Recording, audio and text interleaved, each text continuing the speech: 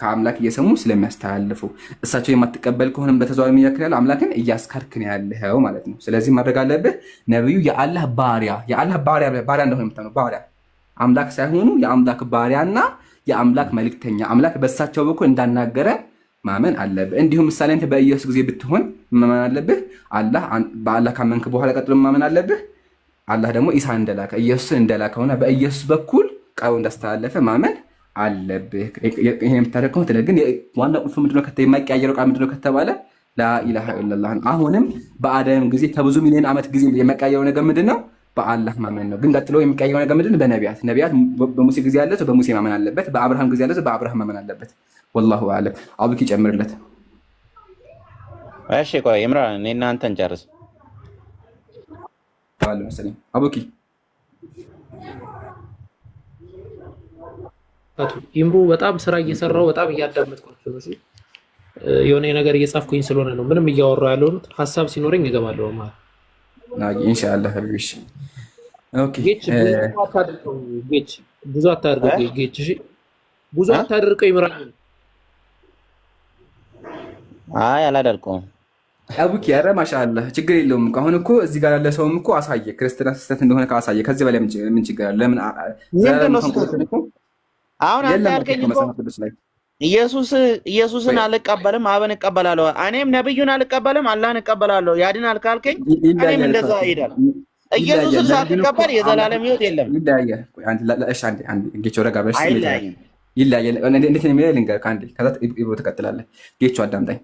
አሁን የሚለያየው ነገር መሰለህ፣ በክርስትና ኢየሱስም አምላክ ነው፣ አብም አምላክ ነው፣ መንፈስ ቅዱስም ሶስቱም አምላክ ናቸው። ሶስቱም አምላክ እንደሆነ የምታምነው። በእስልምና ግን ነብዩ አምላክ ናቸው ብለህ አታምንም። አምላክ አንድ ነው ብለህ የምታምነው። አምላክ አንድ ነው ብለህ ካመንክ በኋላ ቀጥሎ ነብዩ ባሪያ ናቸው፣ የአላህ ባሪያ ናቸው ብለህ የምታምነው። ይሄ ይለያያል። የአላህ ባሪያ ብለህ ነው እንጂ የምታምነው አላህ ናቸው ብለህ አታምንበት። ግን በክርስትና ብትመጣ አንተ ሶስቱም አምላክ እንደሆኑ ማመን አለብህ። ይሄ ይለያየናል። ሲቀጥል ደግሞ ቅድም አንድ ምሳሌ አስቀምጬልሃለሁ። አንተ አላህ የምትቀበል ከሆነ የአላህን ንግግር መቀበል አለብህ። ምሳሌ ኢብራሂምን አከብረዋለሁ ካልኩ በኋላ ኢብራሂምን የምሰድበው ከሆነ አላከበርኩትም ማለት ነው። አላህ ደግሞ በነቢያት በኩል ይናገራል። ስለዚህ የላኩትን ነቢያትን መቀበል አለብህ። እሺ እንደዛ ካልከኝ እንደውም እኔ እስልምና ራሱ እንዳልቀበል የሚያደርገኝ የነብዩ መሐመድ ስራ ነው ብለስ ነብዩ ምን ሰሩ? እስቲ አንድ ነገር ነብዩ ላይ አንድ እንከን የለበትም ፍጹም ነብዩ ስላሰለፈ ከሁሉም ከአዳም መሱም ናቸው። አንድ እንከን ስተኝ ነብዩ አንድ ስህተት የሰሩት አንድ ስህተት። እሺ እንደውም እስልምና አላህ ብቻ ነው አምላክ ብትለኝ እቀበል ነበር። እዛ ላይ ሳትገቡ በፊት ማለት ነው አንድ ጥያቄ አለኝ። እዛ ላይ ትገባላችሁ። እኔ አንድ ጥያቄ አለኝ። ኢምሮ ከቻልክ በነገራችሁ ላይ ለረጅም ደቂቃ አልሰማውም። ምንም ነገር የሰማሁት ነገር የለም እና ኮፒሊንግ ካላረጋችሁ ሊዘጋብን ይችላል። እንትን ማቴዎስ ወንጌል ምዕራፍ 10 ቁጥር 22 ላይ ታወጣልኛለህ ኢምሮ አንድ ጊዜ እና እንዳታሳየው፣ ግን አውጥተህ እንዳታሳየው ልጠይቀው መጀመሪያ ጌቾ የዘላለም ሕይወት የሚገኘው ኢየሱስን በማመን ብቻ ነው አይደለ? እንደዛ ነው ያልከው። ኢየሱስን በማመን ኢየሱስን አምላክ እንደሆነ ማመን አለብህ ከልብ። ኦልሬዲ ድናል ማለት ትድናለህ። በቃ ትድናለህ። አዎ እርግጠኛ ነህ? አዎ እርግጠኛ ነኝ። እርግጠኛ ነህ ትድናለህ? አዎ እርግጠኛ ነህ? በቃ ከዚህ በኋላ ድናል። ኢየሱስ ጌታ እንደሆነ በልቤ ካመንኩኝ በአፌ ከመሰከርኩኝ ድናል። እሺ ኢምሩዬ አንዴ ክፈትልኝ። በቃ አንዴ ክፈትልኝ። ማቴዎስ ወንጌል ምዕራፍ 10 ቁጥር 22 ላይ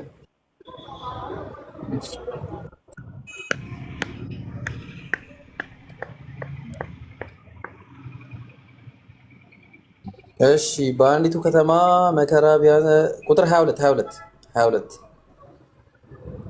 23 ነው ይሄ።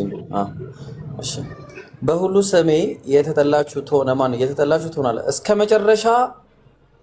መጨረሻ ምንም ያደርግ የሚጸና ግን እርሱ ይድናል አለ። ብራዘር ምንም ያደርግ ነው የሚድነው? ምንም ያደርግ ነው የሚድነው? እስከ መጨረሻ የሚጸና ምንም ያደርግ እኮ በምን አወቅ እንደምትጸና? በምን አወቅ እንደምጸና? እንዴት አላውቅም? እንዴት አወቅ? አንተ በእስልምና እንደምጸና በምን አወቅ? እሱ የኛ መልስ እኮ እሱ ተመልሷል። ቅድም እኛ አንተውን ራስን ቻልና መልስ።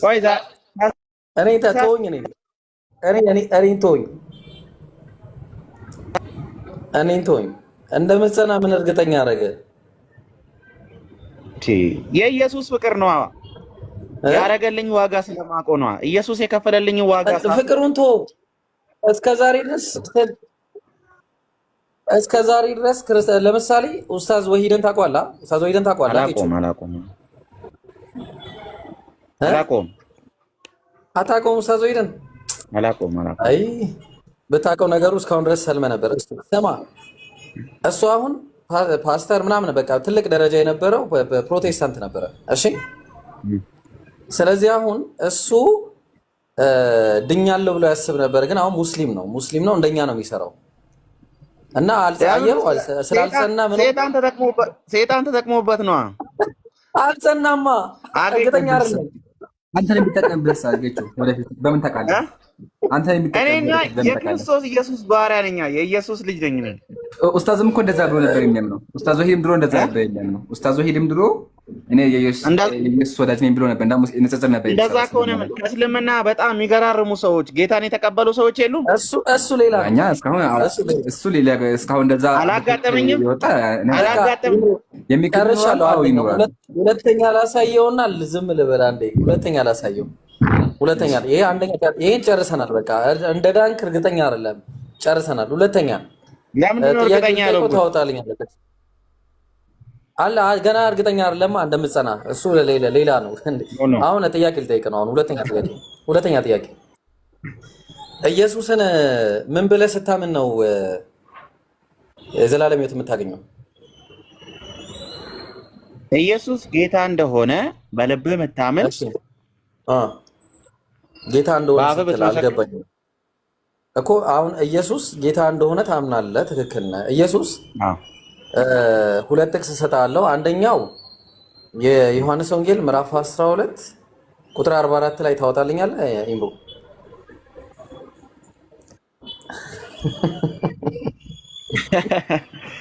ምን ነው ደስ አለኝ? ደስ እንዲህ ነው የሚያደርገው። ኢየሱስም ጮኸ፣ ያው እኔ እንደምጮህ እንዲህም አለ። ምን አለ? በእኔ የሚያምን አለ በላከኝ ማመኑ ነው እንጂ በእኔ ነው አለ። ኢምራን እንደዛ ነው የሚለው? በእኔ ነው እንደዛ ነው ኢምሩ? በእኔ ነው ነው እንደዛ አልተሳሳትኩማ፣ ትክክል ነኝ። ኧረ ኢምሩ ትክክል ነው። በእኔ ነው በላከኝ ማመኑ ነው እንጂ በእኔ ነው አይደለ?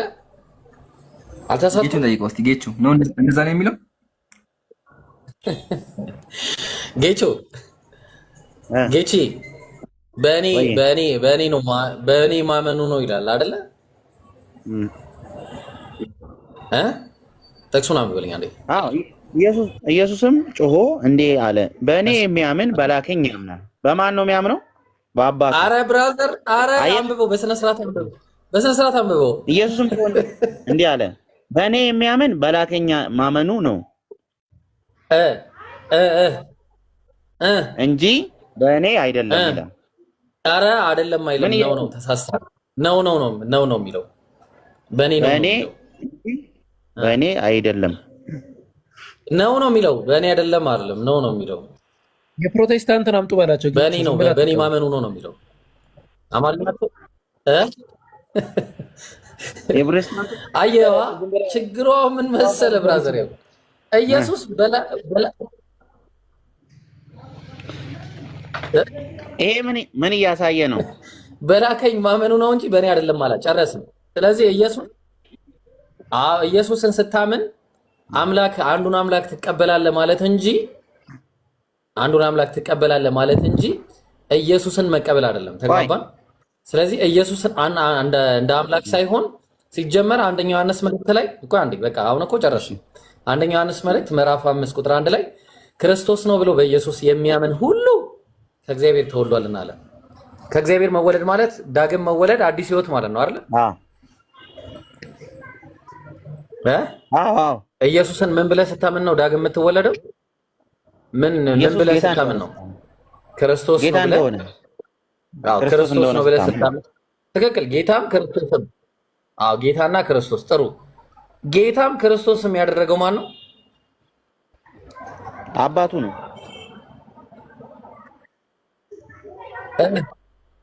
በቃ እናመሰግናለን። ስለዚህ ኢየሱስ ጌትነቱንም ክርስቶስነቱንም ያገኘው ከአንዱ አምላክ ስለሆነ ኢየሱስን ጌታ ያደረገው አንዱ አምላክን ታምናለህ ማለት ነው። ተግባባን እንጂ ኢየሱስን አለ። ለዛ ኢየሱስ ቆይ ኢየሱስም ጮኸ እንዲህም አለ፣ በእኔ የሚያምን በላከኝ ማመኑ ነው እንጂ በእኔ አይደለም አለ። ስለዚህ በእኔ አይደለም ያለው ምንድነው ምክንያቱ? የኢየሱስ ጌትነትም ይሁን የኢየሱስ አንተ አምላክን በለው ከፈለክ አምላክ በእርግጥ ልክ ነቢያት እንደተባሉት የእግዚአብሔር ቃል እንደመጣለት አምላክ ስለተባለ ማለትም አምላክ ሊባል ይችላል። ኖርማሊ የእግዚአብሔር ቃል ይመጣላቸው ሁሉ አምላክ ተብሏልና፣ ስለዚህ ምን ይሆናል? ኢየሱስ ጌትነቱም አምላክነቱም የባህሪ ሳይሆን የጸጋ ነው ማለት ነው። አየህ፣ ስለዚህ ኢየሱስን በጸጋ ስታምን ማለት ነው። ኢየሱስን በጸጋ ጌትነት፣ በጸጋ አምላክነት በባህሪ ሳይሆን ስታምን ከእግዚአብሔር ትወለዳለህ።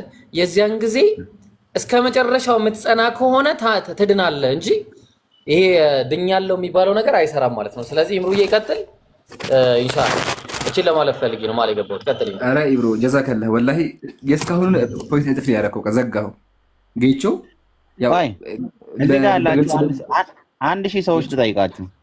ቆይ አንድ ጌቾ በእግዚአብሔር መጀመሪያ በኢየሱስ ተውና በእግዚአብሔር አምላክነት ታምናላችሁ? ራሱ እሱን ተው። በእግዚአብሔር አምላክነት የዓለም ገዢ ማለት ነው። የዓለም ገዢ ደግሞ አንድ ረጋ በይ ጌቾ። እሺ ወደ እሱ እንመጣለን። እሺ ችግር የለውም። አሁን ጌቾ ውስጥ ጥርጣሬ ለተፈጠረብህ አውቃለሁኝ። ኢብራሂም ያሳየህ ነገር ሁለቱም እምነትህን ውድቅ የሚያደርግ ነው። አንደኛው የዘላለም ሕይወት አግኝቻለሁ የሚለው አስተምሮህን ውድቅ አድርጎብሃል። የዘላለም ሕይወት የሚያገኘው የሚጸና አካል ነው። አምኖ የሚጸና ነው የሚያገኘው፣ ቅድም እኔ እንዳልኩህ ማለት ነው። አንደኛ። ሁለተኛ ደግሞ በኢየሱስ ስታምን አንተ በኢየሱስ ማመንህ ሳይሆን በአባቱ ማመንህ እንደሆነ አሳይቶሃል ብሮ ጨርሰናል። ስለዚህ ጀዛከላህ ብሮ ይሄን የቤት ስራ ውሰድ። እዚህ ጋር አናወራም። አሁን ወደ ቅድሙ ርዕሳችን እንመለስና እኔ እስልምና ላይ አንተ ሙስሊም ብትሆን ሶስት የምታገኛቸውን ነገሮች ነግሬ ሶስቱንም አውርተንበት ቀጥሎ መካከል ነብዩን አልቀበልም ነብዩ መጥፎ ነገር ሰርተዋል ብለኸኛል። አሁን እኔ ነብዩ መሐመድ ባይኖር ኖሮ እስልምና እንቀበላለሁ ነው ጌቹ። እሱ ላይ ልናወራ እኮ ነብዩ ሰለላሁ ዐለይሂ ወሰለም አሽረፈል ኸልቅ የአላህ ሰላም በሳቸው ላይ ሆኑና በህይወታቸው መጥፎ ነገር ሰርተውም ተናግረውም አያውቁም። አንተም ክርስቲያኖችም 1 ቢሊዮን ተሰብስባችሁ 1 ሚሊዮን ዓመት ፈጅታችሁ ብትፈልጉ ራሱ አታገኙ። ግን ጌቾ እንደው አለኝ የምትለው ካለ ወረበል ካዕባ እምልልሃለሁኝ፣ በአምላኬ እምልልሃለሁኝ። አንድ ነው ያልኩህ 100 አይደለም ያልኩህ፣ አንድ። እኔ ግን ከመጽሐፍ ቅዱስ ከኢየሱስ ጀምሮ እግዚአብሔርን ጀምሮ የመጽሐፍ ቅዱስ ነቢያት እያንዳንዳቸው ነፍሰ ገዳይ እንዲሁም ደግሞ መጥፎ ነገር የሚሰሩ እንደሆነ ሴት ደፋዮች አሳይሃለሁ። ግን ነብዩ ላይ አንተ ነብዩ ላይ ወረበል ካዕባ እልሃለሁ በአምላክ እየማልኩልህ ነው። ኢምራን የውሸት አይነት እንኳን አለው ስትዋሽ ቀጥላቷሽ። እሺ አምጣ ማስረጃ አምጣና ውሸት እንደተናገሩ ለሰዎች አሳይ። አንድ ማስረጃ አምጣና አንድ ማስረጃ። ኃጢአት ከነ ፈርተው አያውቁም እነሱ ፍጹም ናቸው። አዎ ከከባይሩ መእሱም ናቸው። አምጣ አንድ ማስረጃ። የመጀመሪያ ኃጢአት እሺ አምጣ። በእኛ ቢሆን የመጀመሪያው ብዙ ሩቅ አይደለም። የ6 ዓመት ልጅ ራሱ ማግባት ይሄ this is a big shame brother። ይሄ እንደዚህ ማለት የ6 ዓመት ልጅ በ9 ዓመቷ አገቧት። ይሄ በየትኛውም አንተ እንኳን አትቀበለውም። አንተ የ6 ዓመት ልጅ ታገባለህ? አንተ ኢምራን እራስህ አትቀበልም። እኔ አላገባም። እራስህ አታገባም። እንዴት አንተ ሰው ከሱ በእድሜ ከሷ የምትበልጥ ሴት ሲፈልግ ያገባል? ሲፈልግ የ6 ዓመት ልጅ ኔትወርክ ይዟል ሀቢቢ። ኔትወርክ ነው ብሮ። አሁን ይሰማም? ትናንትና ተመለሰልኝ በል። አልጨረስክም? ትናንት ተመለሰልኝ። ኦኬ እሺ፣ ይቅርታ። ይሰማል? ትናንትና ተመልሶልሃል እያለ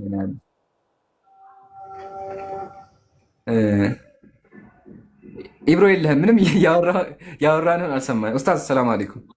ወአለይኩም ሰላም ወረህመቱላህ። ቀጥሉ። አልሐምዱሊላህ ሰላም ነው። አንተ የተናገርከውን ነገር አንተ ራሱ ትክክል ነው ብለህ እንድትል ማድረግ እንደምንችል ራስህ አታምነውም እኮ አቡዬ፣ አንተ ራስህ ማድረጋቸው ትክክል ነው እንድትል እናርግ። በፍጹም እኔ ራስህ አትለውም። ራስህ እናርግህ አታርገው ቃሎ አይደለም በል ብቻ እኔ ያራን ያለለለም በእናትህ እንዴት ነው የምለው? ኢምራን ምንድን ነው ያለው? በደንብ ስማልኝ። በዝግብ ጌቾ ስላንተ ካንተ በላይ የሚያውቃለ የለም። እኔ እንደዛ ነኝ ያልክ እንደዛ አይደለህም ብሎ ቢናገር የሰው ልጅ ያ ሰውዬ እብድ ነው ብለህ አታስብም? ኢምራን ጌቾን እኔ አሁን አንተ ጌቾ ለምሳሌ እኔ እንዲህ ነኝ ብለህ ለኢምራን ነገርክ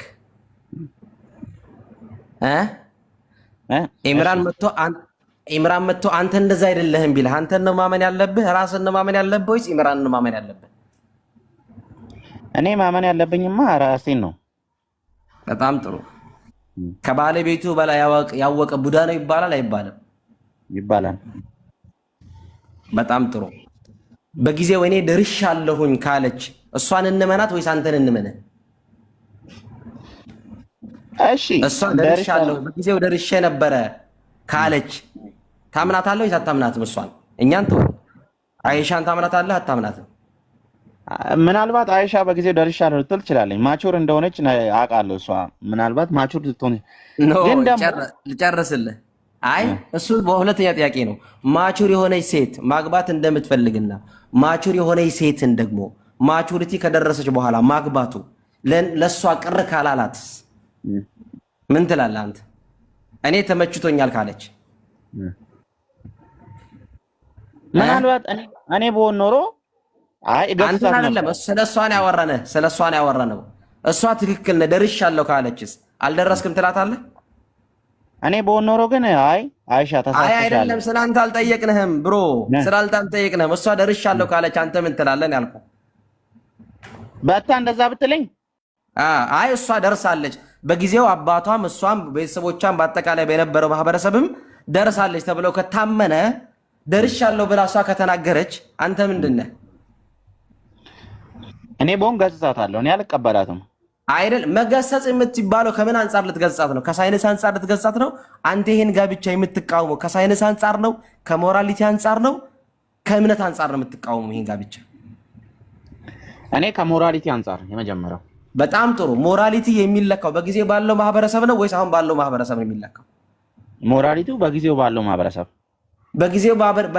በጊዜው ያለው ማህበረሰብ እሷ ደርሻለሁ ካለች ትልቅ ሴት ከሆነች ትልቅ ሴት ማግባት እንደሚቻል አንተ አሁን ትልቅ ሴት ብትዳር ትልቅ ሴት ብታገባ ለምን አገባህ ተብለህ ትጠይቃለህ?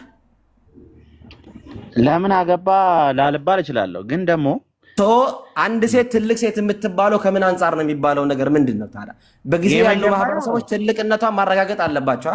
የመጀመሪያው ማህበረሰቡ ሳይሆን ፊዚካሏ መናገር አለባት። ፊዚካል الجارية 9 አንድ ሴት ትልቅ ሴት ትባላለች የምትባለው 9 ዓመት ስትደርስ ነው አለ አይደለም?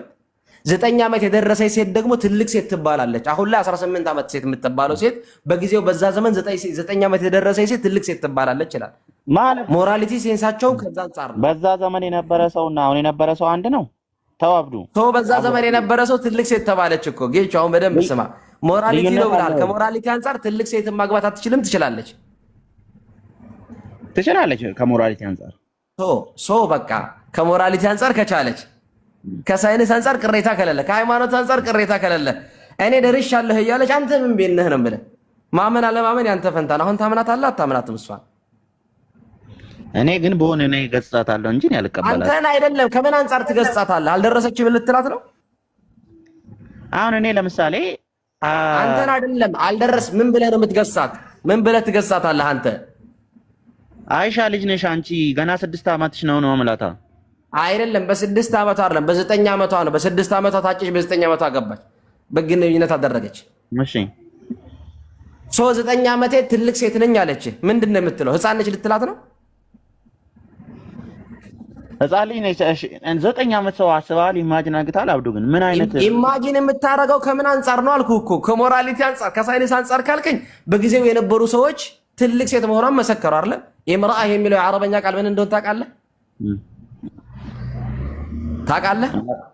አላቅም። ኢምራአ የሚባለው ትልቅ ሴት ማለት ነው። የደረሰች ትልቅ ሴት አይደለም። ትልቅ ሴት ታውቃለህ? ትልቅ ሴት የደረሰች ከጋብቻ ያለች ሴት ማለት ነው። ትልቅ ሴት ማለት ነው። የፊርዓውን ሚስት ኢምራአ እንደምትባል ታውቃለህ? የፊርዓውን ሚስት ትልቅ ሴት ነች አይደለችም? የፈርዖን ሚስት እሷ በተሰየመችበት ቃል ተሰየማለች። አይሻ ቅሬታ ታነሳባታለህ? እሷም ትልቅ ሴት አይሻም ትልቅ ሴት ተብላለች በተመሳሳይ ቃል። ወይስ የአይሻ ትክክል አይደለም የፊርዓውን ትክክል ነው ልትለን ነው? እሺ የአይሻን አመንኩልህ። የከዲጃስ እሺ ተው። የአይሻን አመንኩልህ። ከዚህ በላይ ምስኪን አለ። ቅድም አላምንም ብሎ ነበረ። አይ አላምንም ብለህ ነበር። እኛ እንድታምን የፈለግነው ጨርሰናል። ኢምሮ ቀጥል። በቃ ሰላም አለይኩም ኡስታዝ። ወላሂ ቃል የለኝም። የሄድክበት መንገድ በጣም ገራሚ ነውና አላህ ይቀበልህ።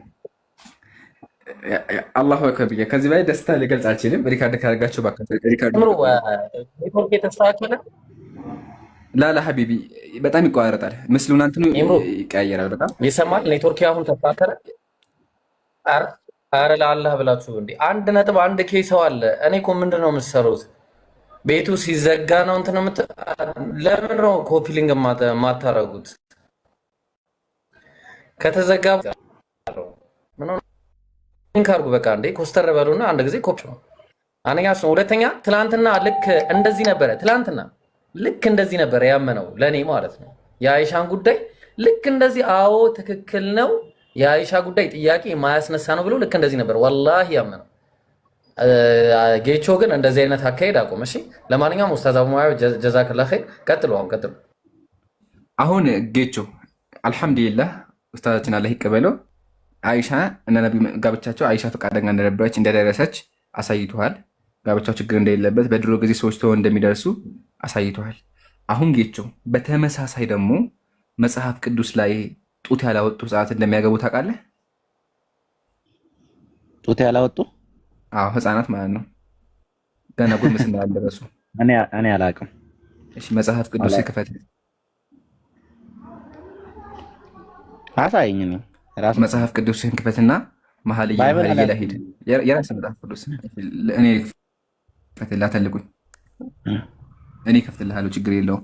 መጽሐፍ ቅዱስ መኃልየ ምዕራፍ 8 ቁጥር 8 ላይ መጽሐፍ ቅዱስ ትልቁ ላይ አርጎኝ ሀባይቢ ወይ ራሴን ላድርግ። እንዲ ሞዴሬተሮች የሉ መሰለኝ። ሞዴሬተር ካላችሁ አልቻልኩበትም። ቲክቶክ ተቀይሯል፣ አልቻልኩበትም። እሺ እንደዚህ ይላል፣ ገና ጡት ያላወጣች ትንሽ እህት አለችን።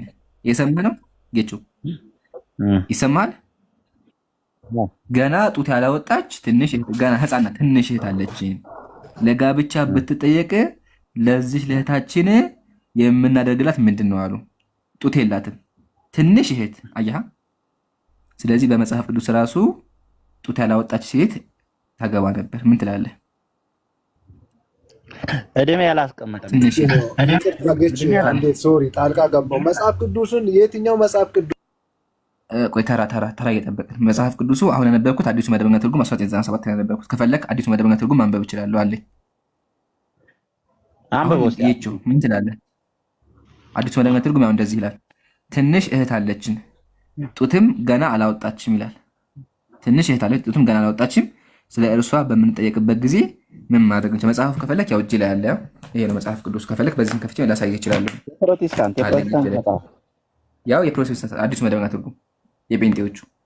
እሺ ያው በዚህ ልክፈትልህ፣ ከፈለክ በዚህ ልክፈትልህ፣ ደስ ይላል። አይ በዚህ ልክፈትልህ፣ እንድታምነኝ በዚህ ልክፈትልህ። በመጽሐፍ ቅዱስ ራሱ ልክፈትልህ። ሙስሊሞች በማስረጃ ነው፣ ችግር የለውም አታስብ። መኃልየ ላይ እንሄድልህ።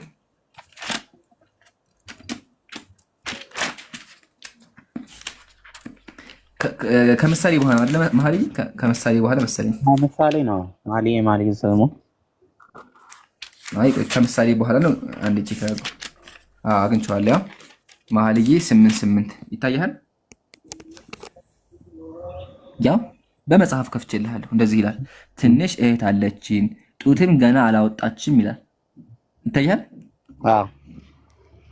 ትንሽ እህት ጡትም ገና አላወጣችም፣ ስለ እርሷ በምንጠየቅበት ጊዜ ምን ማድረግ አለብን ይላል። እና በመጽሐፍ ቅዱስ ራሱ ህፃናት ያገባሉ ጡት ያለው ያውም እዚህ ጋር ጡት ያላወጡ ገና ያልደረሱ ጉርምስና አልገቡ ማለት ጡት። አሁን እንደምታውቀው 6ኛ ክፍል እንደተማር ነው ፒበርቲ የሚባል ነገር አለ። ጉርምስና ወይም ደግሞ አቅመ ሔዋን መድረስ የሚባል ነገር ሴት ጡቷ ሲያገባ አንዴ መጀመሪያ እሺ መልስ፣ በቃ ችግር የለውም እሺ አንደኛ የመኃልየ ዘሰሎሞን መጽሐፍ የተጻፈው ለማን ነው ነው ፐርፐዙ? መኃልየ ዘሰሎሞን የተጻፈው ስለ ትዳር ሰዎች ስለ ትዳር፣ ምክንያቱም ትዳርን ፍቅርን እግዚአብሔር ነው የፈጠረው። ይሄን ሁላችንም እናምናለን። ከይቅርታ ጋር ጌቹ ርዕስ እንዳይቀየርብኝ እንጂ ከይቅርታ ጋር መኃልየ የተጻፈው የሁለት ፍቅረኛሞች ደብዳቤ ነው።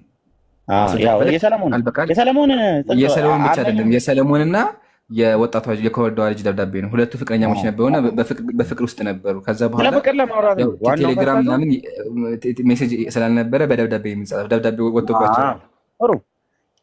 ስለዚህ እግዚአብሔር ትዳር እንደፈጠረ ፍቅር እንደፈጠረ ሁላችንም እናውቃለን። እግዚአብሔር ፍቅር ፈጥሯል፣ ትዳር ፈጥሯል አይደል? እግዚአብሔር ስለ ፍቅር ክፉ ለማውራት ወይ ደግሞ ይሄ ምንድነው ኢሞራሊቲ ለማውራት አይደለም። ኢሞራሊቲ ጋር አትድረስ። አሁን ችግር ምንድነው? መኃልየ ጋር ሄደ ኢሞራሊቲ ጋር ደረስክ ማለት ይሄ ምንድነው? እግዚአብሔር ዝሙትን የሚያበረታታ ጌቾዬ አንዴ ረጋን በልና ማለት ነው። መጽሐፉ የሚለው ትንሽ እህት አለችው ጡት የላትም ለጋብቻ ልትጠየቅ ነው ይላል። አሁን ጥያቄ ምንድነው? ይሄ ፖኤቲክ ይባላል እኮ። ፖኤቲክ ማለት በግጥማዊ መልክ ነው እንጂ ግጥም ከሆነ ምንድነው? ፍቺውን ንገረኝ። 3 ዓመቷ ነው እያለ ትንሽ ልጅ አለች ሲል ፖኤቲክ ነው። እንደዛ ከሆነ ምንድነው ፖኤቲክ? እሺ አንዴ እንደዛ ከሆነ መጽሐፉ እንግዲህ በማያሻማ ቃል ልጅቱ ጡት የላትም ማለት እንደው እንዲገባ እንድታስበው ጡት የላትም ትንሽ እህት አለች ጡትም የላትም ማለት። አሁን አንተ ምሳሌያዊ ነው ሳይክ ምሳሌው ምንድነው? ጡት የላትም ሲባል ማለት ነው። ኦኬ ጡት የላትም ሲል ምንድነው ኤክስፕሌን እያደረገ ያለው? ያው አንደኛ ጡት የሌላቸው ወጣትነቷና የውበቷን ልክ ነው የሚያሳየው። ጡት የላትም እኮ ነው ያለው።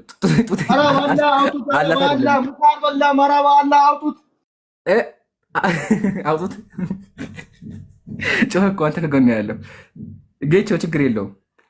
ጡት እኮ አላት ሳይሆን የላትም እኮ ነው የሚለው። ጡት ያላት ሴት እንደምናውቀውበት ከእናንተ ወገን የሆነ ነው አንዱ ችግር የለውም። ለቀልድ ያክል ነው። እሺ አሁን መልስልኝ። መጽሐፉ እኮ ጡት አላት ሳይሆን ጡት የላትም ነው ያለው። ጡት የላትም። እሺ ግን እኔ አሁን ኢምራን አሁን እኔ ልንገርህ፣ እውነቱን ልናገር፣ አልዋሽም። በቃ ሀቅ ልናገር። ይሄ ባይብል መኃልየ ለእናንተ ለመሐመድ ለሰራው እንትን የትዳር ጉዳይ ሊሆንም አይችልም። ማስረጃ አይገኝም። ራሱ ኖ ከመጽሐፍ ቅዱስ ጋራና የነብዩ መሐመድ የሰራውን ስራ ልታገናኙ አትችልም። አታገናኙ። በቃ ነብዩ ምን ሰሩ እኮ ምንም እኮ አላገናኝም። መገናኘትም እኮ አንድ ከባይብል ጋር መተህ ፌል ነው የምትሆነው። ባይብል ጋር መተህ ከመሐመድ ከሰራው ነገር ጋር አታገናኘው። በቃ አታች አታርገው። እሺ እኔ እኮ አላልኩም ወላሂ አይገናኝም። ሲጀመር በጣም ስተሰርተናል። አንድ ላይ ራሱ መዋት አልነበረበትም። ጌቹ ለምን መሰለህ? መኃልየ እዚህ ጋር የሚያወራው ተመልከት። እኔ አላነበብም። አሁን ትቻለው እንደዚህ አይነት ነገር የሚያወራው ዳሊን አነበብኩት ትቻለው ለጨዋታ ክለው ይታያችኋል። የሚያወራው ስለዚህ ነው። ነብዩ እንደዚህ ስብዕና የላቸው። ምሳሌ እዚህ ጋር ተመልከቱ ስለምን እንደሚያወራ። እዚህ ጋር አንድ ነገር ላሳያቸው። ወደ ወይኑ ቦታ እንሂድ ትለውና ከዛ በዚያ ጡቶችን እሰጥሃለሁ ትላለች። እንደዛ የሚያወራው መጽሐፍ ቅዱስ ነው። ነብዩ ሰለላሁ ዐለይሂ ወሰለም እንደዛ አይነት የብልግና ቃል ወጥቷቸው አያውቅም። ይሄን የሚያወራው መጽሐፍ ቅዱስ ነው። አንደኛ እሺ ጌቾዬ። ሁለተኛ ደግሞ ነብዩ ሰለላሁ ዐለይሂ ወሰለም አይሻን ያገቡበት ትክክል እንደሆነ አይሻ ፈቃደኛ እንደነበር ደርሳ እንደነበረ አሳይተን አንተም አዎ አምኛለሁ ብለህ ተክቢር አላሁ አክበር ለዓለማቱ ጌታ ምስጋና ይገባል አምላካችን አመስግናለሁ አንተ ስላመንክ ማለት ነው። አሁን ቀጣይ ምን ታደርግልኛለህ? ነብዩ ሰሩት የምትለው ነገር አምጣ። አሁን ከገዛ መጽሐፍ አሳይቻለሁ። አሁን ንጽጽር ቤት ነው ያለው። ገባህ? ንጽጽር ቤት ስለሆነ ማያደረግ ሙስሊሞች እኛ ነብዩ አይሻን ያገቡበት መንገድና አይሻ ደርሳ እንደነበረ በድሮ ጊዜ ሴቶች እንደሚደርሱ ካሳየህን በኋላ በመጽሐፍ ቅዱስህም ራሱ በገዛ መጽሐፍ ሴቶች ቶሎ እንደሚያገቡና ገና ጡት ሳያወጡ እንደሚድሯቸው አሳየሁ። አሁን ደግሞ ተረኛ አንተ ነህ። ነብዩ ሰሩ የኮንቴክስት አተረጓጓሚ ነው። እሺ ተርጉምልኝ። እንደዛ አንተ ተርጉምልኝ። እሺ አንተ ተርጉምልኝ። ፈተና ተርጉምልኝ። ተርጉምልኝ አንተ ተርጉም። እሺ እኔ በእርግጥ ክፍሉን አላውቀውም፣ አላነበብኩትም። አንብቤ ከነማብራሪያው ላመጣልህ እችላለሁ።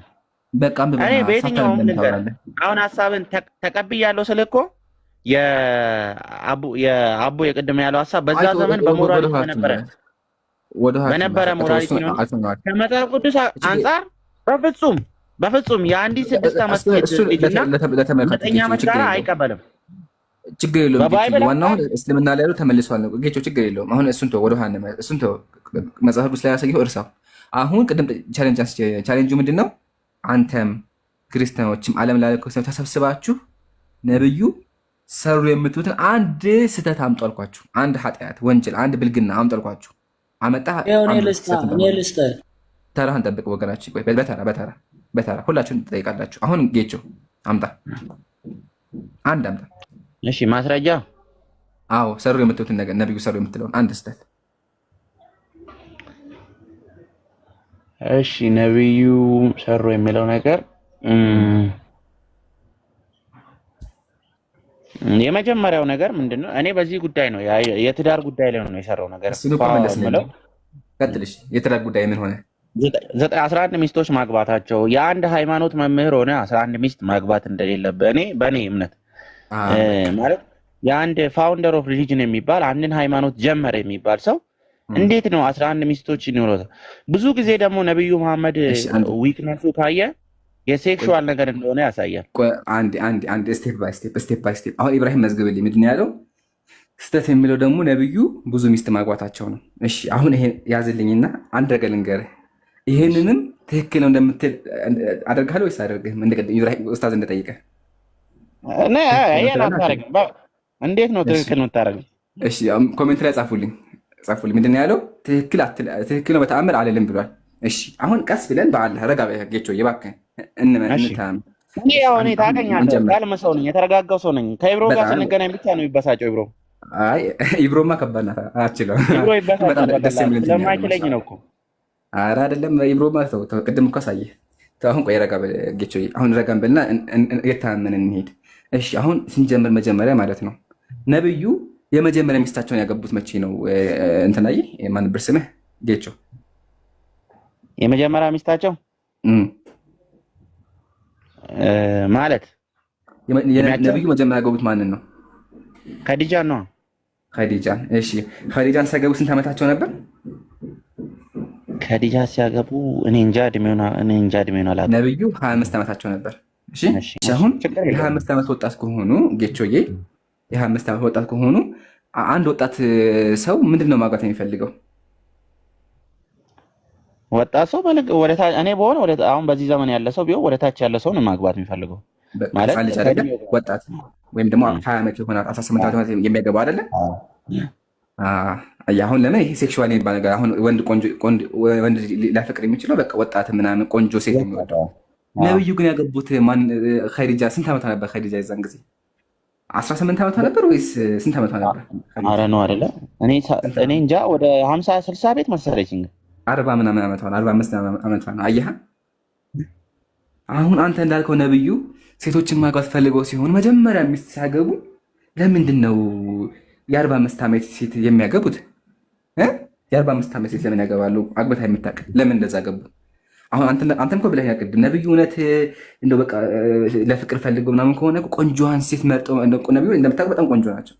ከዓለማችን ለሳቸው ቆንጆ የለም። ለምን እንደዛ አላገቡ? አንደኛ አሁን ይሄ አንደኛ ያስክልኝ አይደለ? አንደኛ ያስክልኝ ይሄ አይደለ? አሁን እሺ ነብዩ ኸዲጃ እያሉ ሌላ ሚስት አግብታ ነበር እንዴ? ኸዲጃ እያሉ አላገቡም። አይ ሌላ ሚስት አላገቡ። ቀጥሎ ነብያችን ምን እናገቡ ታውቃለህ? እንዳገቡ ነብያችን ቀጥሎ አይ ዶንት ኖ ኦርደርን አላውቀውም እኔ። ቀጥሎ ይገርምሃል ያገቡት አንድ ሴት አለች፣ ሰውዳ ቢንቱ ዘማ ትባላለች። ስሟ ማን ነው አልኩህ? ሰውዳ ቢንቱ ዘማ የምትባል ሴት አገቡ ነብያችን። ሰውዳ ቢንቱ። እሺ አሁን ሰውዳ ነብዩ ሲያገባት ስንት ዓመቷ ነበር ገምት? እኔ አላውቅም። እኔ ማቆ አንደኛ 66 ዓመቷ ነበር። የከዲጃ ነው፣ ሁለተኛ የአይሻ ነው። እሺ 66። እሺ 66 ዓመቷ ነበር። ስንት ዓመቷ ነው አልኩህ? ሰውዳ 66። አየህ አይደለ? አሁን እዚህ ጋር ጥያቄያችን የሚሆነው ምንድነው? ነብዩ አሁን አንተ እዚህ ጋር ነብዩ ሆነዋል።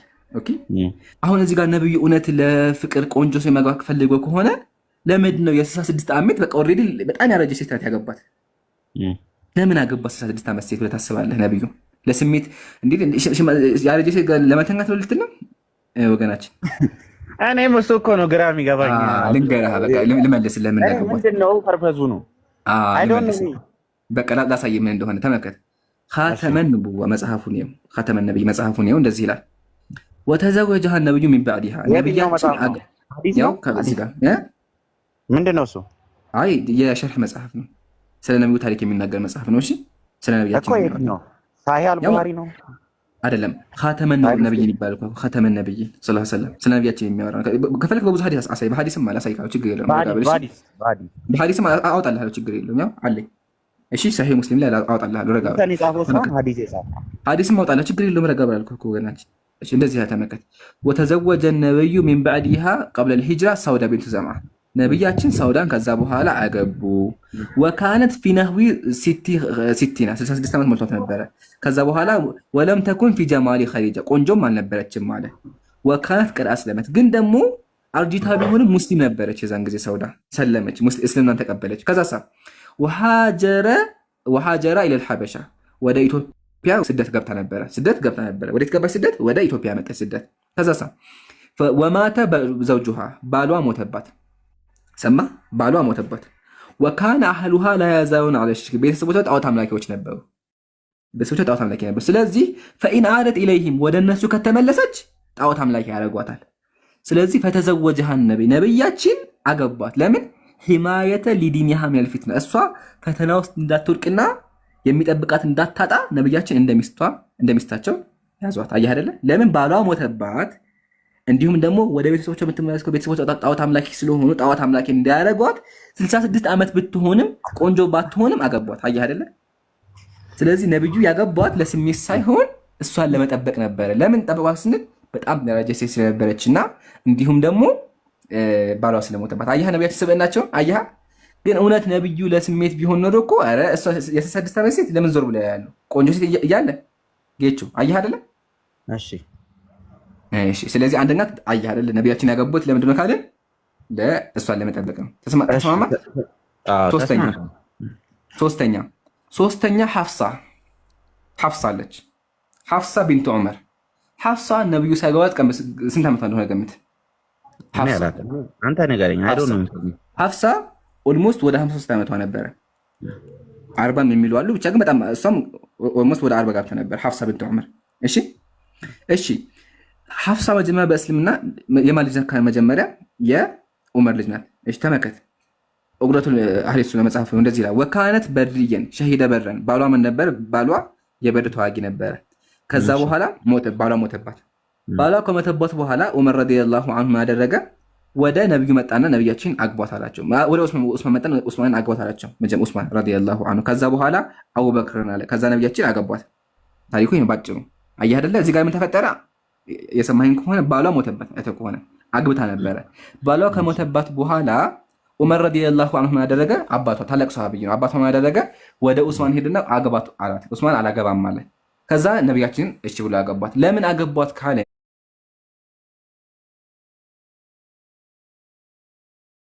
ዑስማን ረዲየላሁ ዐንሁ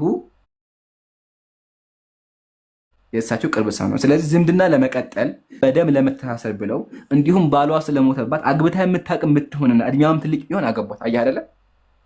አሁንም ለስሜት አይደለም። ለስሜት ቢሆን እኮ ቆንጆ ሴት ሞልቶ ነበረ። ግን ነብዩ ባሏ የሞተባትን እንዲሁም ደግሞ የዑመርን ልጅ ዑመር ጋር ዝምድና ለመቀጠል ዑመር ጋር በደም ለመተሳሰር ብለው አገቧት ማለት። በዛን ጊዜ ደግሞ የደም ትስስር እንደምናውቀው ትልቅ ነው። ስለዚህ ምክንያቱ ይሄ ነው። አየህ አይደለ? ስንታኛ እስካሁን? ሶስተኛ አይደለ? እሺ አራተኛ። አሁን እየተረዳ ያለሁት የነብዩ መሐመድ የትዳር ጉዳይ ፖለቲካል ኢሹ ምናምን አለበት ነው እያልከኝ ያለው። ፖለቲካል ኢሹ ማለት እሱ ደግሞ ልመጣልህ ነው። ለፖለቲካ ምንድነው? ከሌላ ከሰዎች ጋር ላላቸው ኮኔክሽን ከሌላ ሰው ጋር ላላቸው ኮኔክሽን ነው እያልከኝ ነው። አይ እሱ ብቻ አይደለም። አሁን እሱ ላይ ልመጣልህ ነው። እሱ ብቻ አይደለም። አሁን ዑመርን ያነሳል። ዑመር ጋር ያገቡት ለፖለቲካ ሳይሆን ዑመር ጋር ዝምድና ለመቀጣጠል ነው። ዑመር እንደምናውቀው በጣም ታላቅ ሰሃቢይ ነው። ነብዩን ሲደግፋቸው የነበረ ታላቅ ቁረይሽይ ነው። ዘራቸው የሆነ ታላቅ ነው። ስለዚህ እሱ ጋር ዝምድና ለመቀጠል ያገባው። ሲቀጥል ባሏ ሙቶባት ነበረ። አዳምጠኝ በደንብ። ባሏ ሙቶባት የሚያገባት አታ ነበረ። ዑስማንም አላገባም አለ፣ አቡበከርም አላገባም አለ። ከዛ ነብያችን አገቧት። አየህ አይደለ? ስለዚህ የሚያገባት ስላጣች፣ በተጨማሪ ደግሞ እድሜዋ ትልቅ ስለሆነ እንዲሁም ዑመር ጋር ዝምድና ለመቀጠል ምክንያቶቹ እነዚህ ነበሩ እንጂ ዝምድና ብቻ አልነበረም። እሺ ግልጽ ነው። ገብቶኛል። እሺ ግን ማሻአላህ። አራተኛ ሐፍሳ ሐፍሳ ፖለቲካ ላይ እሱ ነው።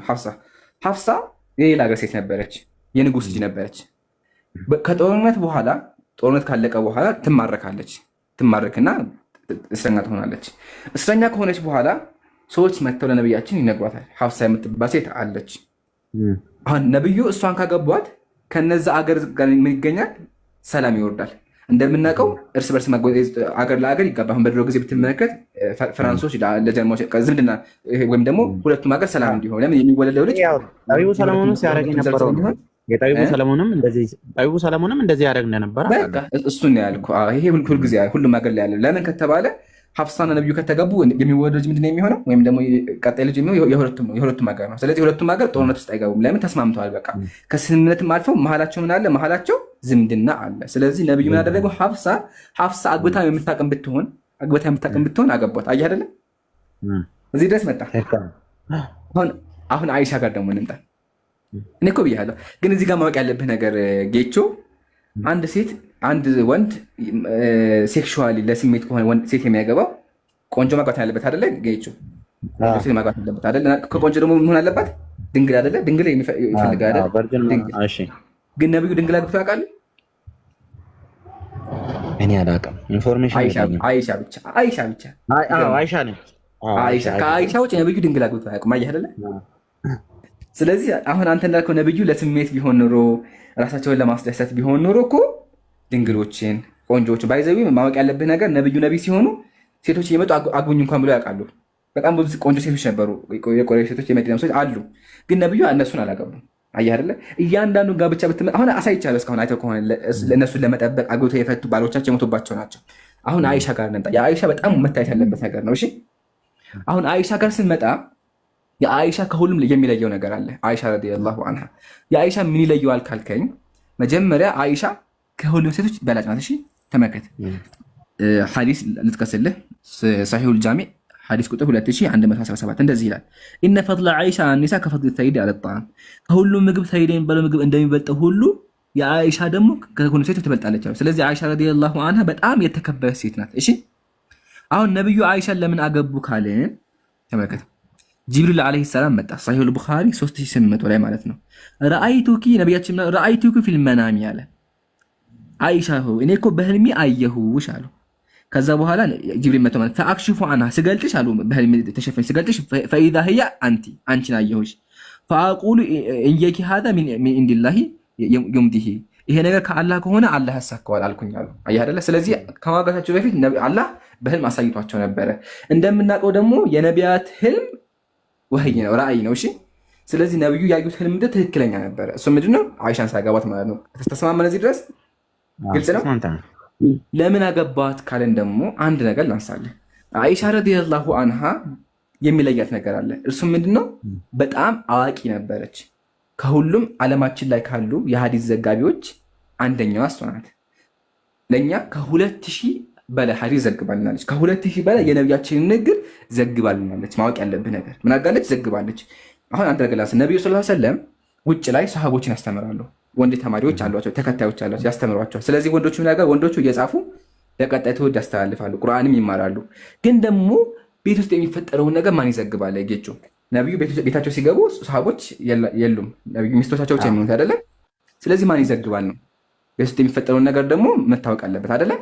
ለእኛ ትምህርት ነው አይደለ? ነቢዩ ለምን ሁሉም ነገራቸው ትምህርት ስለሆነ አይደለ ጌቾ።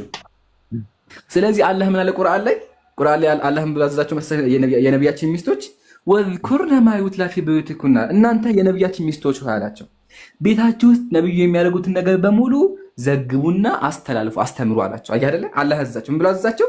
አስተምሩ አላቸው። ለማን? ለቀጣይ ትውልድ አስተምሩ አላቸው።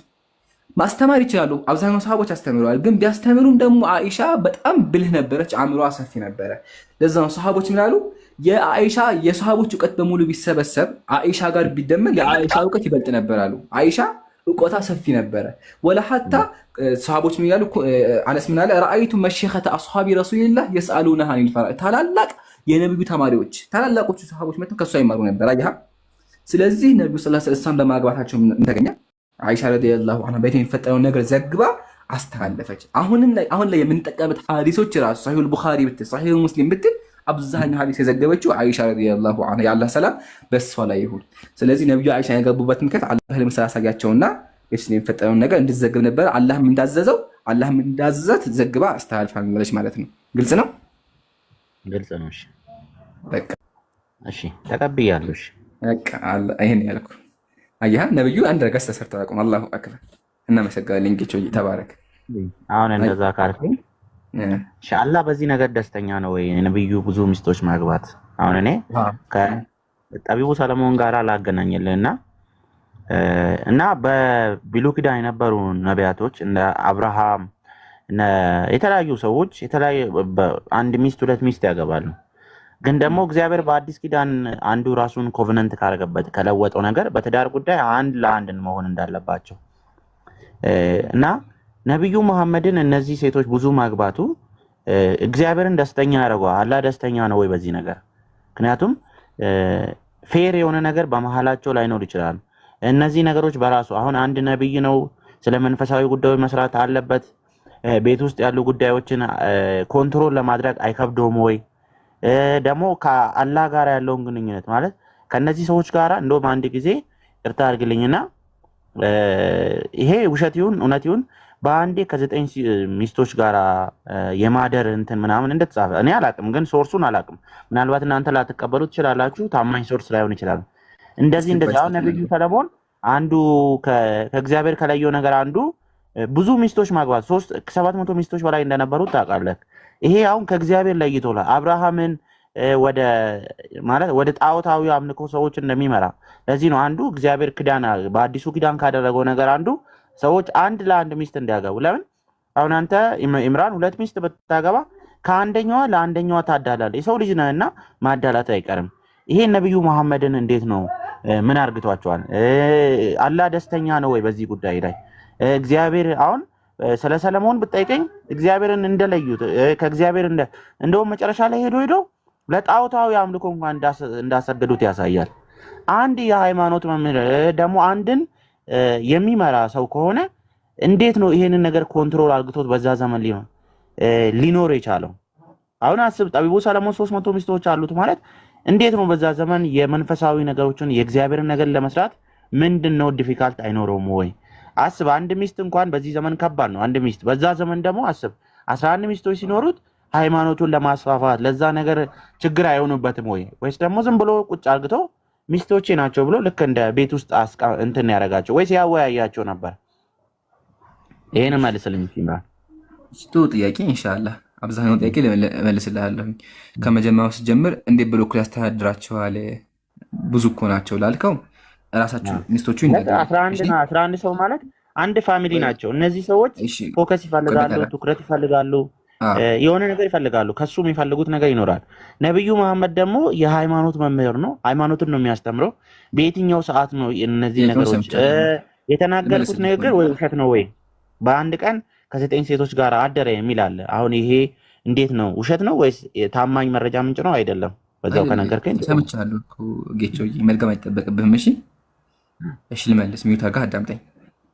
እሺ ከመጀመሪያው ስንጀምር እንዴት ብሎ በፍትህ ያስተዳድራሉ፣ እንዴት ብሎ ይሄን ይችላሉ ብለሃል። በጣም ብዙ ሀሳቦች ኢንሻአላህ እንመለከታቸዋለን። መጀመሪያ ነብዩ አንዴ ተናገሩት ንግግር አለ። ጃሚዕ አት-ትርሚዚ 3895 ተመልከት። ነብያችን ምን አሉ? ኸይሩኩም አሉ ከሰው ሁሉ በላጩ አለ። ኸይሩኩም ሊአህሊሂ ለሚስቶቹ ምርጥ የሆነ ሰው ከሰዎች በላጩ አለ። ወአና ኸይሩን ሊአህሊ እኔ ደግሞ ለሚስቶቼ ጥሩ ሰው ነኝ፣ እንከባከባቸዋለሁ አሉ። የተናገሩት ማን ናቸው? ነብያችን ናቸው። አሁን ራሳቸው የነብያችን ሚስቶች ይናገሩ። ራሳቸው የነብያችን ሚስቶች ተመከተ። ሱነን አቢ ዳውድ 2135 ነብያችን አይሻ እንደዚህ አለች። ቃለት የብነ እኽቲ የእህቴ ልጅ አለቻት፣ ያወራቸው ጓደኛዋን ካነ ረሱሉላህ የአላህ መልእክተኛ እኮ ነበሩ ላ ዩፈድሉ ባዕضና ባዕض አንደኛችን አያባልጥም ነበረ። ፊልቄስሚ ሲካፍሉ በፍትህ ነበር፣ ሁላችን በኩል ነበር የሚያስተዳድሩን። እሺ ፊ ሙክቲሂ እንደና ሁላችን ጋር እኩል ነበር የሚቆየው። ወካነ ቀለ የውሚን በእያንዳንዱ ቀን አሉ ወህወ እላሁ ወጡፋ አለ እየመጣ ይዘይረናል። ጀሚያን ሁላችንም እየመጣ ይዘይረን ነበረ። ፈየድኑ ሚን ኩሊ ምርአቲ ሚን ገይሪ መስሲን ይቀርቡና ካለጾታ ይብለ ሐታ ይብሉ ጋር ይቀጥላል። ሐዲሱ ላይ ቀርቦ ያጽናናቸው ነበር፣ ችግራቸውን ያዩ ነበር። ስለዚህ ራሳቸው እንደተናገሩት ነብዩ ሰለላሁ ዐለይሂ ወሰለም ያስተዳድሯቸው ነበር። እንዴት ቻሉ? እንዴት ፍትሃዊ ቢሆን እሳቸው አሽረፈል ኸልቅ ናቸው፣ የፍጥረት ሁሉ ዋና ናቸው። ስለዚህ ምንም አይከብዳቸውም። በፍትህ መንገድ አስተዳድሩ። ለዛው ነቢያችን ምን ያሉት? እንደውም አስተማሩ ብለው አስተማሩ፣ ለሚስቶቻችሁ ጥሩ ሆነ ብለው አስተማሩ ማለት ነው። ቀጥሎ አላህ ፈቅዶላቸዋል እንዲል አልከኝ። አዎ ፈቅዶላቸዋል። ያጋባቸውም እኮ አላህ ነው። ሱረቱል አሕዛብ ቁጥር 50 ላይ እንደዚህ ይላል፣ ያ አዩሃን ነቢይ አንተ ነቢዩ አላቸው፣ ኢና አሕለልና ለከ አዝዋጅክ ሚስቶችህን ፈቅደንልሃል አለ። ስለዚህ አላህ ፈቅዶላቸዋል። አላህ ነው ያጋባቸው ማለት ነው። ኦኬ ሲቀጥል ምክንያቱም ጠቅሼልሃለሁ። ከሱ ቀጥሎ ማለት ግን እኮ ብዙ ናቸው። ስለዚህ ብዙ ከሆኑ ዱንያው ላይ በቃ እንደቢሆኑ የአላህን አስተምሮ የሚያስተምሩት ላልከው ሁሉም ቀን ይከፋፍላቸው፣ ቄስም አላቸው፣ ቀን አላቸው። በየቀናቸው እየሄዱ ይንከባከቧቸው ነበር፣ ችግራቸውን ያዩ ነበር። እንዲሁም በየቀኑ እየዞሩ ያዩቸው ነበር፣ ትርፍ ባላቸው ሰዓት ማለት ነው። ኦኬ ስለዚህ በዚህ መንገድ የሚንከባከቧቸው።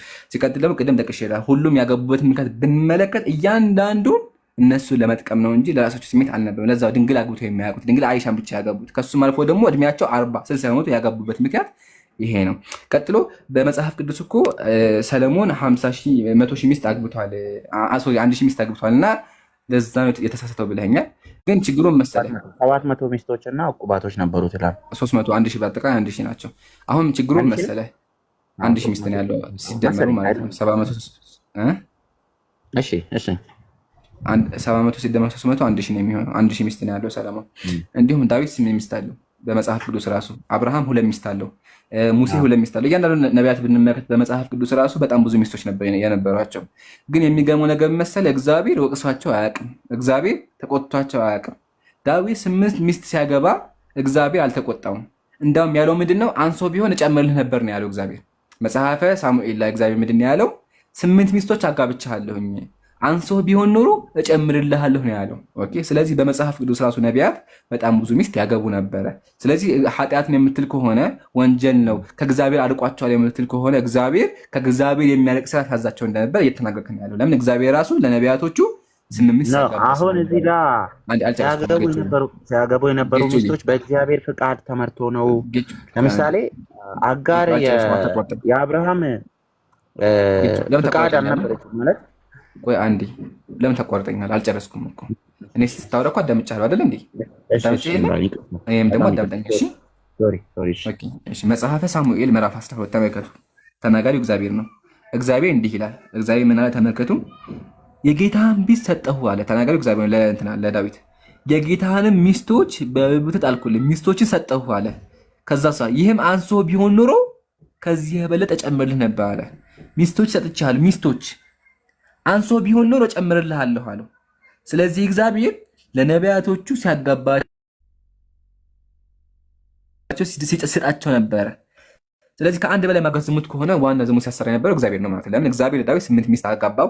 ወላ ሀታ እነ አብርሃም 2 ሚስት ሲያገቡ፣ እነ ሙሴ 2 ሚስት ሲያገቡ፣ እነ ሰለሞን 1000 ሚስት ሲያገቡ አንድ ቀን እግዚአብሔር ተቆጥቷቸው አያውቅም። በል ደግሞ ኦሪት ላይ ይመክራቸዋል። ምን እያለ ይመክራቸዋል? 2 ሚስት ቢኖራቸው እያለ ምክር ይሰጣል እንጂ አልከለከለም። ስለዚህ ከአንድ በላይ ማግባት አልተከለከለም። ከአንድ በላይ ማግባት ኃጢአት የምትል ከሆነ መጽሐፍ ቅዱስ ላይ ማስረጃ አምጣ። ከብሉይ ኪዳንም ከሐዲስ ኪዳንም ከአንድ በላይ አታግቡ የሚል ካለ ማስረጃ አምጣ። ሲቀጥል በእስልምናችን አስተምሮ ነቢያት ከሰዎች የሚለዩበት ነገር አለ። ምሳሌ ነቢያት ሌሊቱ ሙሉ ይሰግዳሉ። አምላካችን ቁርአን ላይ ምን አለ? አንተ ሙሐመድ ሆይ አለ ሌሊቱ ሙሉ ስገድ አላቸው።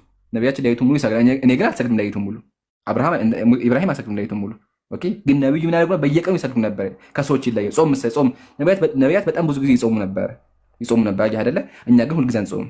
ነቢያት ከሰው የሚለዩበት መንገድ። እንዲሁም ደግሞ እኛ 4 ሚስት ማግባት ሲፈቀድ ነቢያት ደግሞ በጣም ብዙ ሚስት ያገቡ ነበር። ለዛ ነቢያት ብዙ ሚስት ያገቡትም አግብተውም ደግሞ ያለፉትም ማለት ነው። ግን ነቢዩ ሰለላሁ ዐለይሂ ወሰለም ሲያገቡ ለስሜታቸው ብለው አንድ ቀን አግብተው አያውቁም ብሎ ቀጥል ሐቢቢ ኢምሩ። አይ ልቀጥል አይደለም ቫዮሌሽን ብሎ ሪሙቭ ጌቾ ብሎኝ ነው ራሱ ያወረደው። ምንድን ነው ያደረገው? ቫዮሌሽን ሪፖርት ምናምን ሪሙቭ ጌቾ ብሎ ልክ ስነካው ቀይ ያሳየውን ጌቾን አወረደው ማለት ነው። አይ ዶንት ኖ ምን እንዳረገ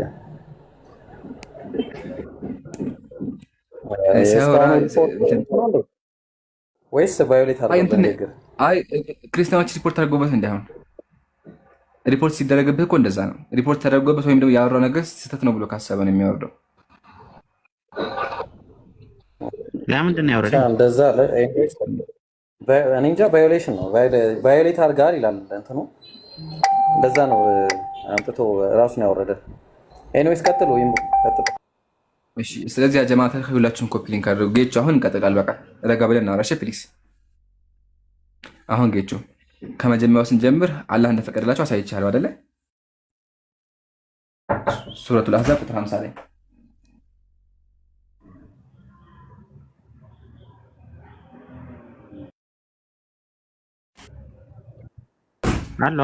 አለው እየሰማሁ ነው። አላህ እንደፈቀደላቸው አይተሃል? መጀመሪያ ሱረቱል አሕዛብ ቁጥር 50 ኢብራሂም እንትና ብታድርግ ለአንድ 2 ደቂቃ ካሜራ ብትዘጋ አንዳንዴ እንትኑ ለራሱ እንትን ያደርጋል። አንዳንዴ አረላ ሙስተቂም ተቀይሯል። ቲክቶክ ተቀይሯል። ካሜራ ትዝጋይ ብሎ ካሜራ ከዘጋ እንዳውም አሁን ብሎ ካሜራ እንዳውም ካሜራ እንዳዘጋ ካሜራ ከዘጋ እንትን ያደርገዋል፣ እይታ ይቀንሳል። ትናንትና ካሜራ ዘገች እንትን አደረገብኝ እና አትዝጉ ካሜራ። እሺ ጌቾ አሁን አለ። ሰላም አለይኩም መምራን ወአለይኩም ሰላም ሀቢቢ፣ እንዴት ነህ? ሰላም ነው? እሺ ጌቾ፣ እሺ ከስር ይሰማችኋል? ጌቾ ካልተሰማችሁ አያሰማንም በሉ። እሺ ጌቾ የነቢያችን እንደተናገሩት ከሆነ በፍትህ እንደሚያስተዳድሯቸው አይተሃል?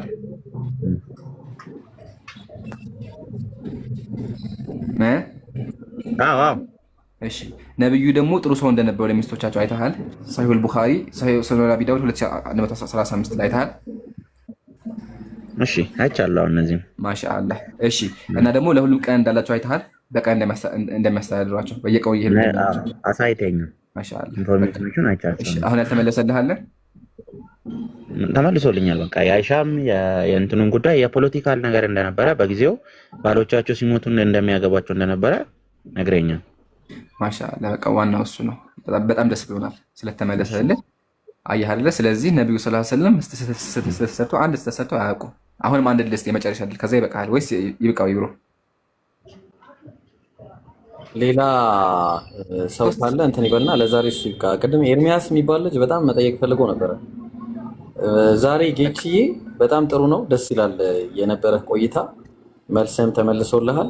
ኔክስት ታይም ና፣ ምክንያቱም ቫዮሌት አድርገሃል ስላለ እንትን ቤቱ እንዳይዘጋብን አንተ ታች ብትሆን የተሻለ ነው ኢንሻአላህ ለዛሬ። እሺ በቃ ኢምራንን አመሰግናለሁ በሌላ ለነበረን አሪፍ ንግግር ነበር። እኔ ሰዎች ራሳቸውን ሃይማኖታቸውን ሰዎች በፈለጉት መንገድ እኔም እዚህ ጋር ልሰብክ ለሁላችሁም ወንጌልን ነገር ነው የመጣሁት፣ እናንተም የማዳኛ መንገድ። ምክንያቱም ሁላችንም ጠላቶች አይደለም፣ የሰው ልጆች ነን። አንዳችን ለሌላችን ለመበሻሸቅ ሳይሆን እውነተኛው መንገድ ለማወቅ የትኛው ነው እኛ ወደ የዘላለም ህይወት ሊያስገኝልን የሚችለው የሚለውን ሐሳብ ለማወቅ ነው እንጂ እኔ ለእናንተ ለሙስሊሞች ጥላቻ ኖሮኝ አይደለም። እኔ አባቴ ሙስሊም ነው። እኔ አሁን ስሜ ጌቱ ከማል ይባላል። ስለዚህ አሉኝ ዘመዶቼ በሙሉ ሙስሊሞች ናቸው። እኔ ግን አንድ ነገር ማወቅ ሰዎች አለባቸው ነው እውነተኛውን የህይወት መንገድ አንዳችን በገባን መንገድ ለሌሎች ሰዎች ብናስረዳው የእውነታው መንገድ ነው እንጂ እኛ እናንተን ጥላቻ እናንተ ደግሞ እኛን ጥላቻ ሳይሆን የእውነት መንገድ የትኛው ነው ከጥላቻ የተነሳ ሳይሆን ከፍቅር የተነሳ ቢሆን መልካም ነው። እኔ ለየትኛውም ሃይማኖት ተከታይ ነው ነገረው እውነትና እውነትን ብቻ ቤስድ ብናረግ መንገዱ የትኛው ነው እንጂ ራይት ወይ የትኛው ነው በሚለው ብናወራ ደስ ይለኛል። እና ላከበራችሁ ነገር አመሰግናለሁ። ዛሬ እንደው በቃ በስሜታዊነት በኖርማል ያወራ ነው። ኢምራን ቴንክ ዩ። እሺ ጌቾ እኔም አንድ ነገር እናገርና ከዛ ኢንሻአላህ ወደ ቀጣይ እናልፋለን ማለት ነው። ወገናችን ጌቾ እናመሰግናለን። ያው እኛ እዚህ ጋር ዓላማችን ሁላችንም እዚህ ጋር የምታየን ዓላማችን አንድ ነው። እሱም ደግሞ ጊዜ ሳይረፍድብህ ካለህበት ነገር እንድትወጣ ነው፣ ትክክለኛውን መንገድ እንድታገኝ ነው። ሁላችንም ትክክለኛው መንገድ የመጥራት ዓላማ ነው እንጂ ያለ ሌላ ዓላማ የለንም። ለዛም ነው እስካሁን ቅድም ጀምሮ በክርስትናም በእስልምናም ስናወራህ የነበረው ማለት ነው። ሲቀጥል ጌቾ ቅድም የቤሳ ሰተናል፣ በአብ ወልድ መንፈስ ቅዱስ እመኑ የሚለውን ሰተናል፣ ዮሐንስ ወንጌል ኢብራሂም ሰጥቷል። እና እባክህን እሱን ነገር ጊዜ ሳይረፍድብህ መርምር። ኦኬ ሰው ነህ አንተ፣ ማንበብ ነው ቁርአንን ማንበብ። አንተ ቁርአን ሰብክ ካፊር ትሆናለህ ወይም ደግሞ ሙስሊም ትሆናለህ ማለት አይደለም በተአምር። ስለዚህ ጊዜ ሰጥተህ ራስህን መርምርና እውነቱን ፈልግ። አላህ እውነት ይስጥ። ዱዓ አደርግልሃለሁኝ ካለህበት መንገድ እንድትወጣና ወደ ብርሃን እንድትመጣ ዱዓ አደርግልሃለሁኝ። እናመሰግናለን ለነበረን ቆይታ። ሌላ ጊዜ እንደምንገናኝ ተስፋ እናደርጋለን። ጥያቄዎች ካሉ መጠየቅ ትችላለን።